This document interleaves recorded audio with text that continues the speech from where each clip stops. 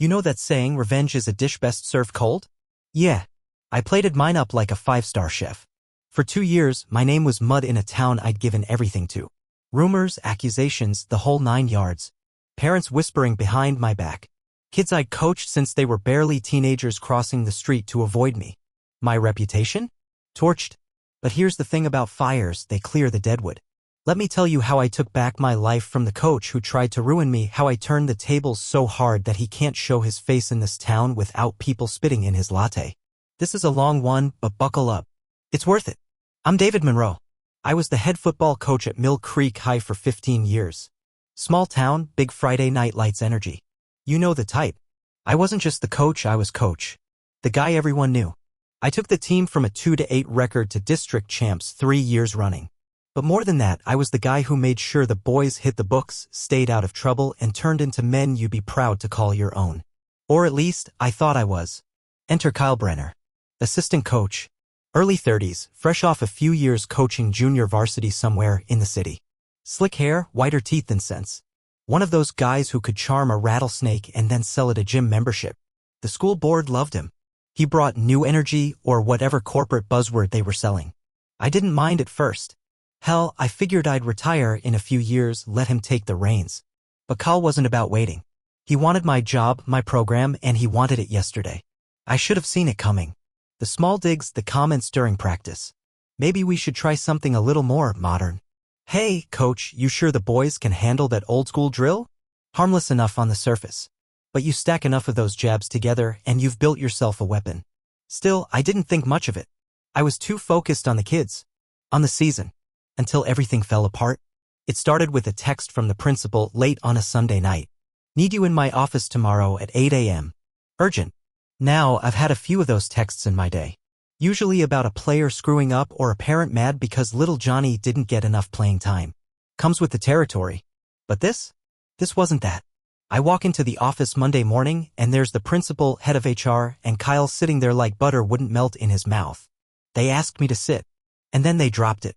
2 students, cheerleaders, had come forward saying I'd made inappropriate comments during practice. Uncomfortable advances, they called it. My brain didn't even process it at first. I think I laughed. Like, seriously? Me? But they weren't laughing. They told me I was being placed on administrative leave pending an investigation. Standard protocol, they said. Don't contact any students or staff. We'll be in touch. And Kyle? He just sat there, nodding solemnly like he was so disappointed in me.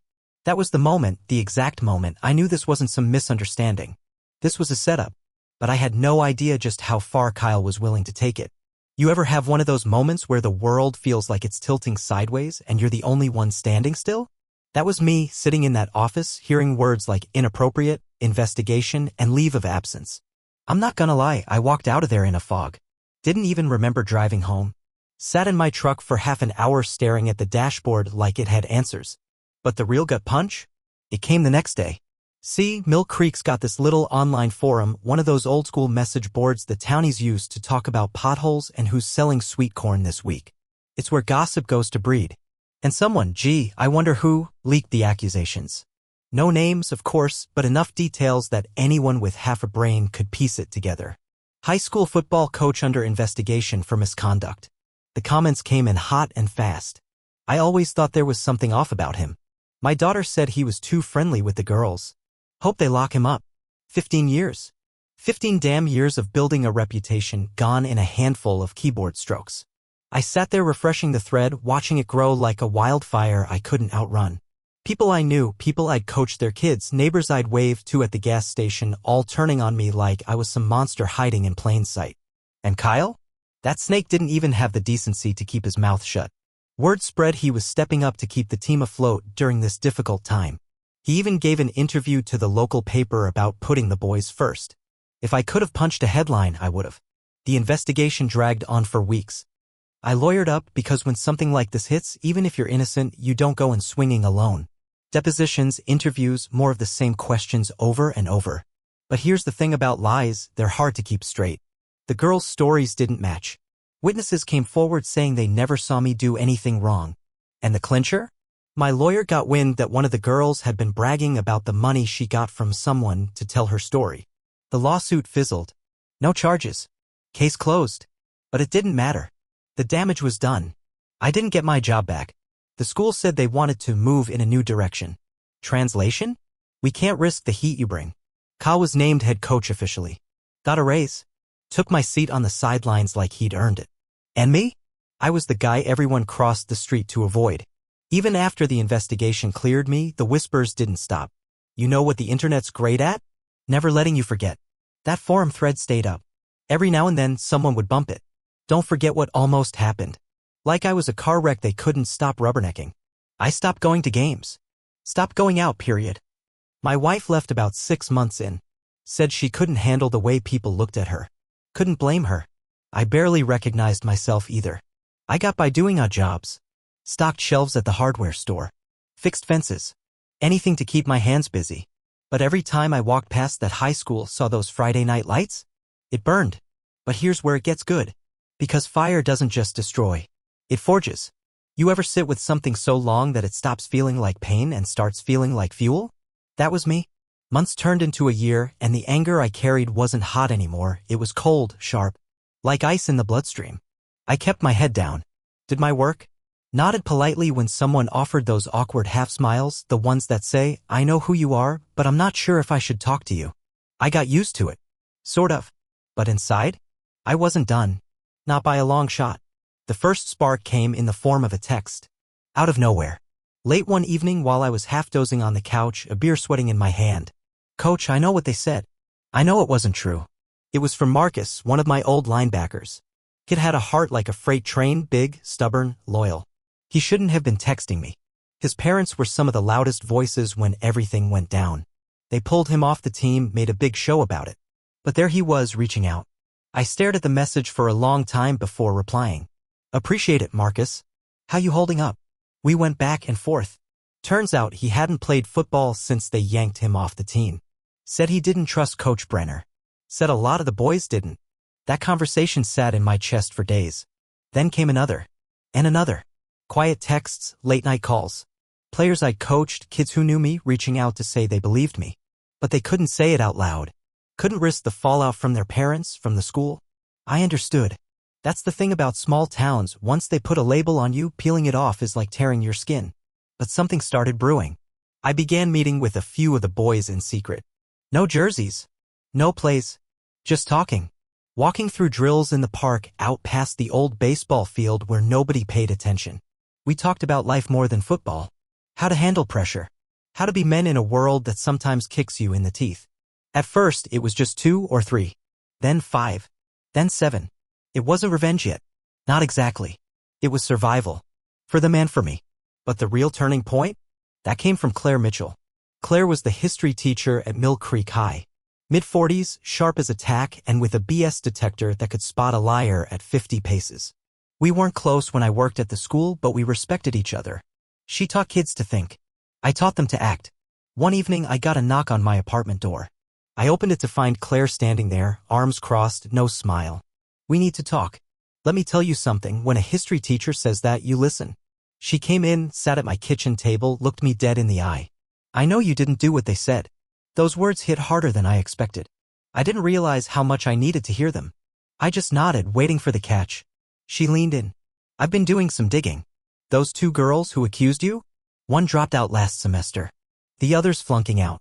But here's the thing, they're not keeping quiet. They've been talking. She pulled out her phone, showed me a recording, one of the girls at a party laughing about the money Brenner gave them. I can get more, Claire said. But I need to know, are you ready for this? I didn't even hesitate. Hell yes. That was the moment the plan started to form. Funny thing about revenge, it doesn't start with some big, cinematic moment where you slam your fist on the table and shout, I'm gonna get that bastard. Nah. It starts quietly. With a spark. A look. A choice. Claire had lit that spark and I wasn't about to let it go out. We met at my apartment the next night, same table, 2 steaming mugs of coffee between us. She'd already started pulling threads, but she needed my help to pull harder. You know the girls better than I do, she said, flipping open a small notebook. Who are they closest to? Anyone they might talk to? I thought about it. Mill Creek wasn't a big place. Everybody knew everybody. These weren't just names on a report, they were kids I'd seen grow up. One of them, Jenna, had a cousin on the football team. The other, Taylor, had always been close with her English teacher. I can try to reach out, Claire said. Discreetly. You trust this English teacher? I asked. Claire smirked. She's my sister-in-law. She owes me. We had a plan. Nothing fancy. Nothing risky. Just slow, careful pressure. The goal wasn't to make the girls afraid, it was to make them talk. Meanwhile, I kept working with my boys. We met twice a week now, sometimes more. I could see it in their eyes, these kids needed something steady. Kyle Brenner might have been the head coach on paper, but word was getting around that practices were a mess. No discipline. No heart. Just plays and penalties. One night, Marcus pulled me aside after drills. Coach, he said, glancing around like someone might be listening. You hear about the booster funds? I raised an eyebrow. No. What about him? Couple parents are pissed.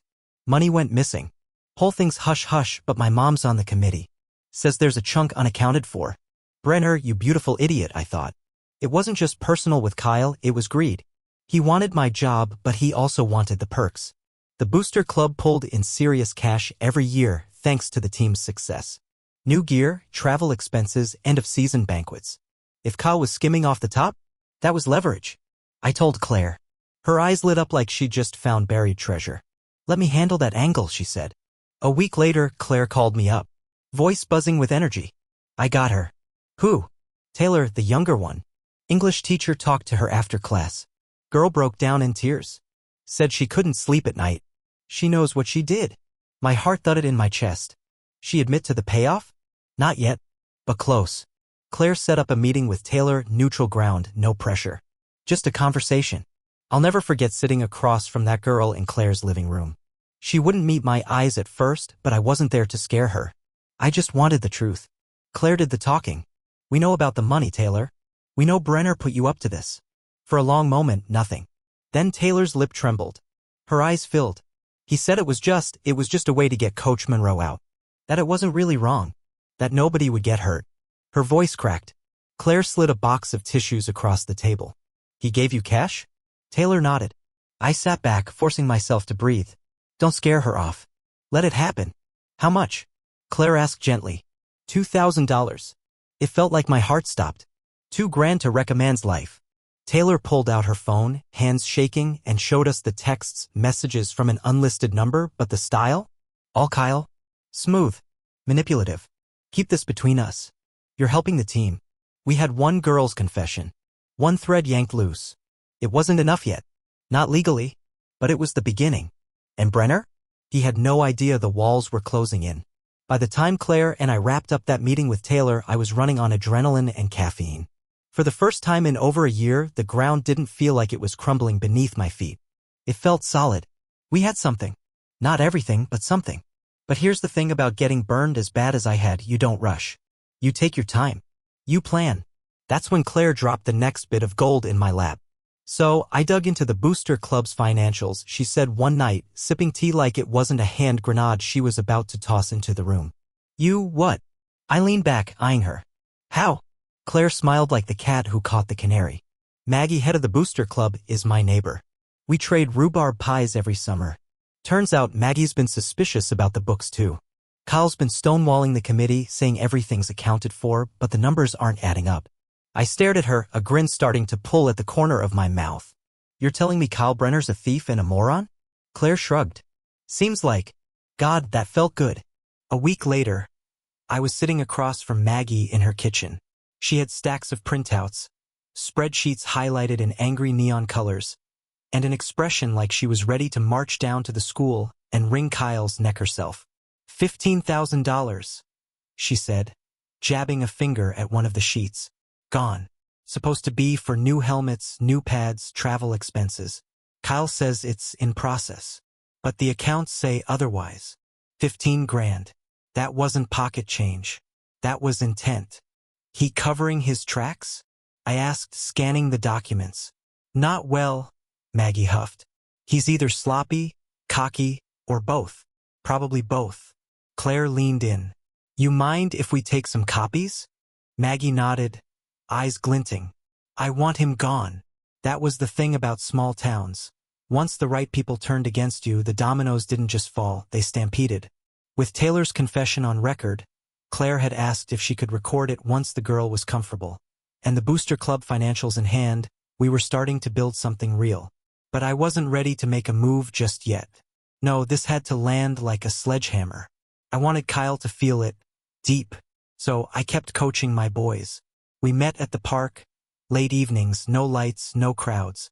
Just the rhythm of drills, the quiet trust growing back between us.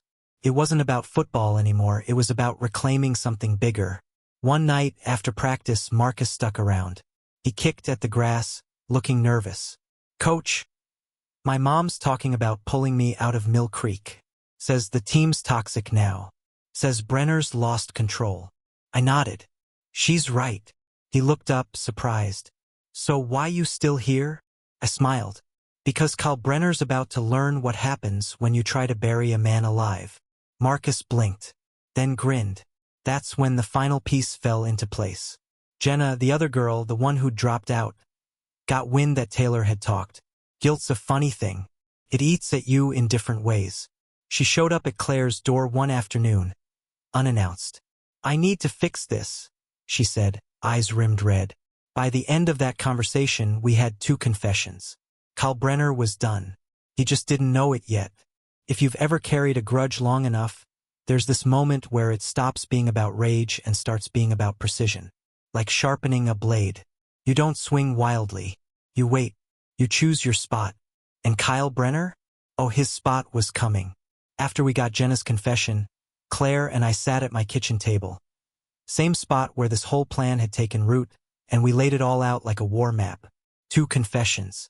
Booster Club financials. Text message screenshots. Claire's thumb drive held more truth than Kyle could spin in a lifetime. I looked at her, one eyebrow raised. "You ready for this?" She grinned. "Are you?" The first strike was subtle. Claire wrote an anonymous letter to the school board. Not some emotional plea, not a long-winded rant. Just facts. 2 student confessions about fabricated accusations against me. Evidence Kyle paid them off. Booster Club funds misappropriated with documents to back it. Attached was a polite little sentence. More evidence available upon request. We didn't sign it. Didn't need to. Let them stew in that bombshell. And stew they did. By Friday, my phone was blowing up with calls from numbers I hadn't seen in over a year.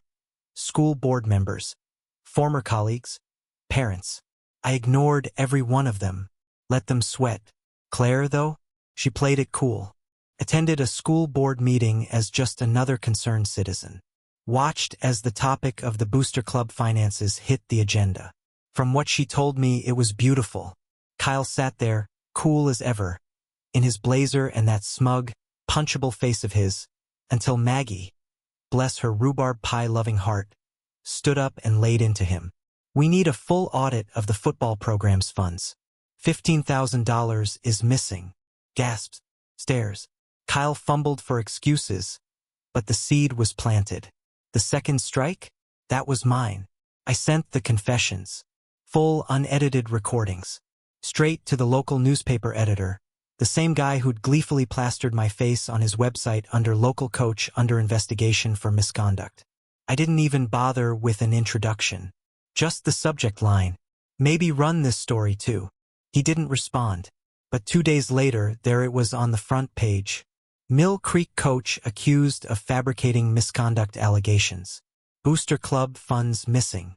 It wasn't just a headline, it was a wrecking ball. I wasn't there to see Kyle get called into the principal's office, but I heard about it from several sources. The board demanded an emergency meeting. Kyle showed up, probably thinking he could charm his way out, but the facts don't flirt back. The confessions, the texts, the money trail. The man folded faster than a cheap lawn chair in a windstorm. He resigned on the spot. Rumor has it he tried to make it look like a graceful exit, citing personal reasons. But the town wasn't buying it. Not anymore. The school announced an investigation into the football program's finances and, for good measure, scrubbed Kyle's name from the coaching staff page before the day was over. I thought about walking into that school, standing in the middle of the field and just watching the lights flicker on one last time.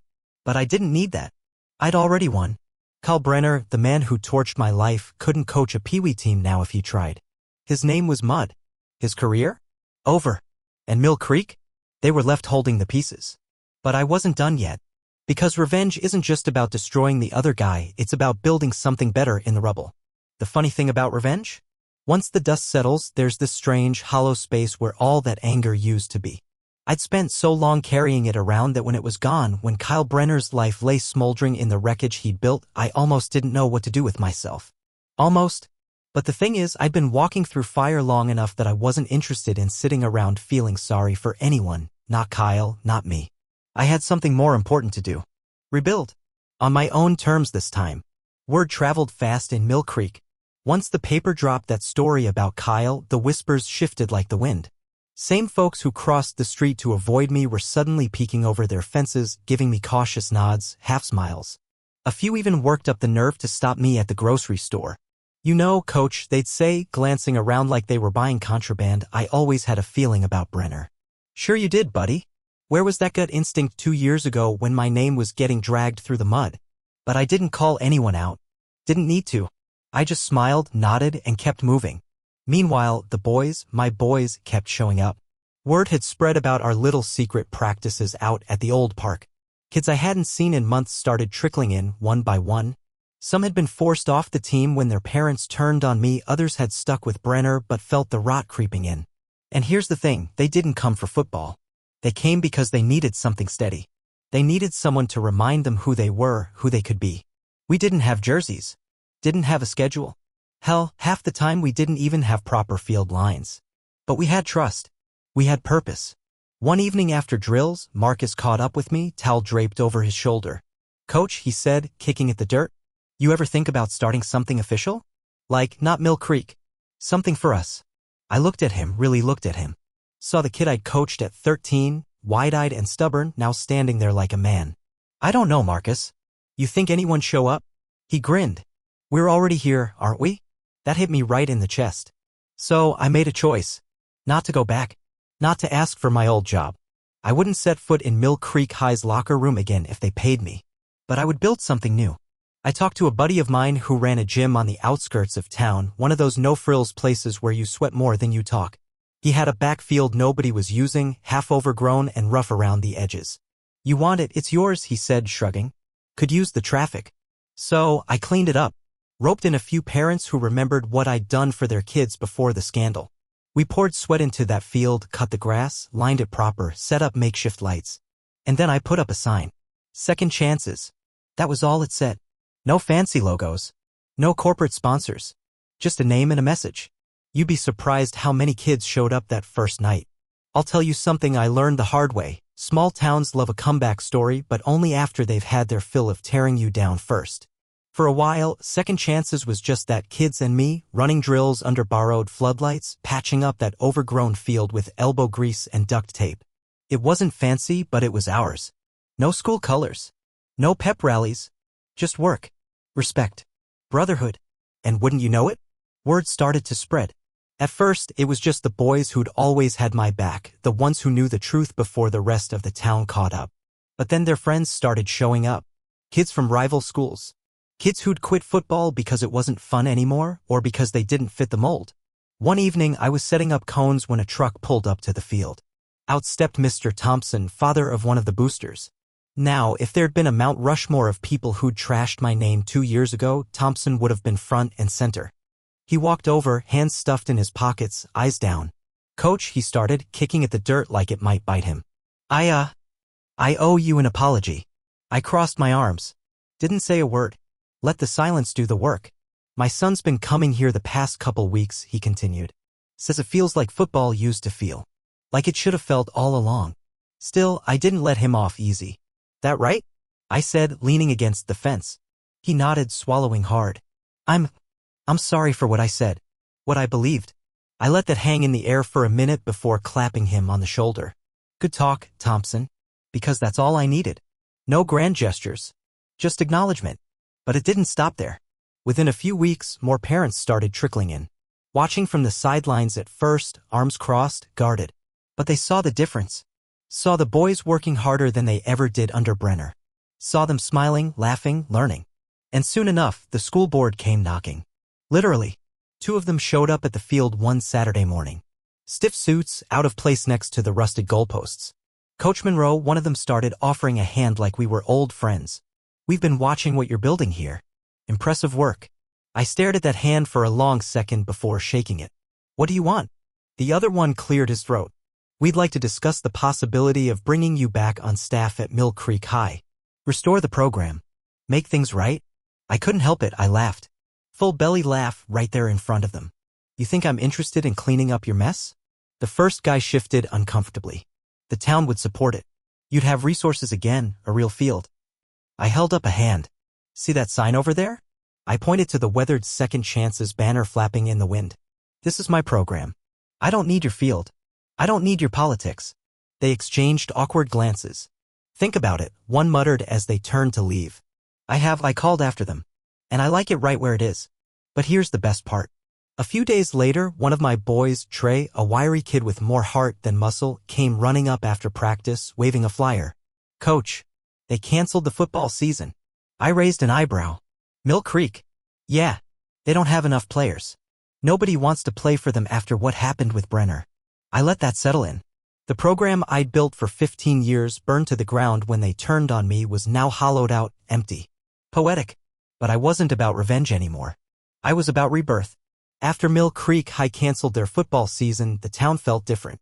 Friday nights used to be lit up with stadium lights, the air thick with the smell of concession stand popcorn, and parents yelling themselves hoarse from the bleachers. But now, the field sat dark and empty like a hollow shell of what used to be. And here's the kicker, nobody missed it. Not really. Not the way they thought they would. Because while that field gathered dust, Second Chances was alive. Every week, more kids showed up. Not just football players, either. Soccer kids, wrestlers, even a couple who never played sports at all, they just needed something. A place to belong. To learn what it felt like to push yourself, to believe in something again. And you know what? I welcomed every single one of them. We weren't just running plays anymore. We were talking about life, how to handle stress, how to stay disciplined, how to stand up for yourself when the world tries to knock you down. That field behind the gym? It became more than a training ground. It became home. One night after practice, I sat on the back of my truck, watching the last of the boys pack up and head out. Claire walked over, arms crossed, smirking. Never thought I'd see the day, she said. What day's that? The day this town saw you for what you really are. A good man. I gave her a sideways glance. You sure it's not just the concussion protocol? You've been around these kids too long. She laughed, then grew serious. You ever think about expanding? I raised an eyebrow. Expanding what? You trying to get me into real estate? No, smartass, she said, smacking my arm. I mean the program. Take it to other towns. There's a lot of places out there with kids like these. Kids who don't fit the mold. It hit me then, harder than I expected. This thing we'd built, it didn't have to stay here. It could grow. Reach kids who were falling through the cracks in other towns, other fields. I let the idea sit, rolling it around like a good whiskey. A few weeks later, I got a call from a coach in the next town over. He'd heard about Second Chances through one of his players, asked if I'd come talk to his team. Not to poach kids, just to share some of what we were doing. I drove out there, met the coach, talked to the team about leadership, respect, about standing tall when things get hard. At the end of it, a kid came up to me. Quiet, skinny, probably the backup kicker or something. Coach, he said, eyes down, I thought about quitting. But maybe I just needed a different reason to play. That hit me right in the chest. So I started driving. Once a week, I'd hit a different town, different fields. Talked to kids, ran drills, showed them that football, or sports in general, wasn't just about winning games. It was about building something inside you that couldn't be torn down by rumors, by losses, by people like Kyle Brenner. But Mill Creek? That was still home base. And one crisp autumn night, something happened I didn't see coming. A group of parents showed up at the field, not just any parents, but the ones who'd been loudest about throwing me under the bus 2 years ago. They stood awkwardly by the fence, watching their kids run drills under those makeshift lights. When practice wrapped, they walked over, heads hung low. One dad, Mr. Walters, whose son had been one of my best receivers back in the day, cleared his throat. Coach, he said, looking me dead in the eye, we were wrong. About all of it. I didn't say anything. Just waited. We'd like to help. Fundraisers, equipment, whatever you need. I stared at him for a long second. Part of me wanted to turn them away. Tell them too little, too late. But that's not what Second Chances was about. All right, I said, offering a hand. But you're painting the field lines. The look on his face? Worth every second of the hell they'd put me through.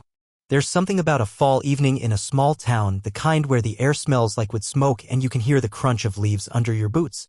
I was standing on the edge of that scrappy little field behind the gym, watching the boys run their last drill of the night. No scoreboard. No cheerleaders. Just the rhythm of cleats on turf, the sound of hard work. And I realized something. I wasn't angry anymore. That fire, the one I'd carried for 2 long years, the one that kept me going when everything else fell apart, it had burned out. But in its place was something sturdier. Solid ground under my feet again. The parents who'd come crawling back, yeah, I let them help. Walters and a few others organized a fundraiser at the town square. Local businesses kicked in, a barbecue truck set up shop, even the hardware store where I'd worked during my darkest days donated supplies. Funny how people find their conscience when the smoke clears. With the money we upgraded the lights. Got new pads. Leveled out the field. Even bought some used weight equipment for the gym. But I kept the second chances sign the same. Weathered. Simple. It reminded me where we started. One night, Marcus, yeah, the same linebacker who'd been the first to text me when this all started, pulled me aside after practice. "Coach," he said, rubbing the back of his neck, "couple of us seniors have been talking." I raised an eyebrow. "That sounds dangerous." He grinned. "We want to play one last game. For real. Not some scrimmage. A proper game. Under the lights." I paused. "You know Mill Creek High isn't gonna line up across from us." He shook his head. "Doesn't have to be them. We can find a team. Hell, we'll drive to the next town over."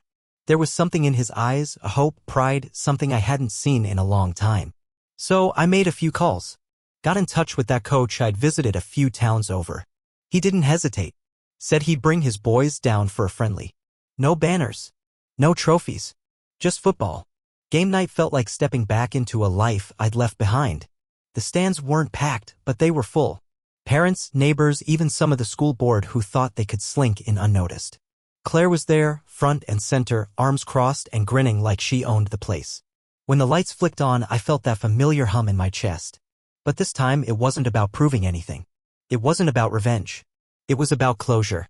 The boys played their hearts out. Hit hard, ran clean, played like they owned the field. And when the final whistle blew, it didn't matter who won. What mattered was that we finished. After the game, as the field cleared and the lights dimmed, I stood alone for a minute, letting it all wash over me. Claire walked up, leaned on the fence beside me. "You done now?" she asked. I chuckled. "I think so."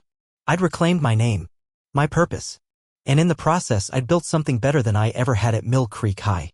A month later, I filed the paperwork to make Second Chances an official nonprofit. We weren't just sticking around, we were growing. Other towns had reached out. Coaches, parents, kids. They wanted in. Wanted what we had. And I was ready to give it to them. Kalbrenner? Last I heard, he'd left town. Word got around that he tried to apply for coaching jobs elsewhere, but when his name popped up, so did the articles. So did the rumors. Couldn't outrun the truth forever. Good. Let him carry that weight for a while. As for me, I've got work to do. Because revenge? Yeah, it feels good in the moment. But rebuilding? That's where the real power is. That's the legacy.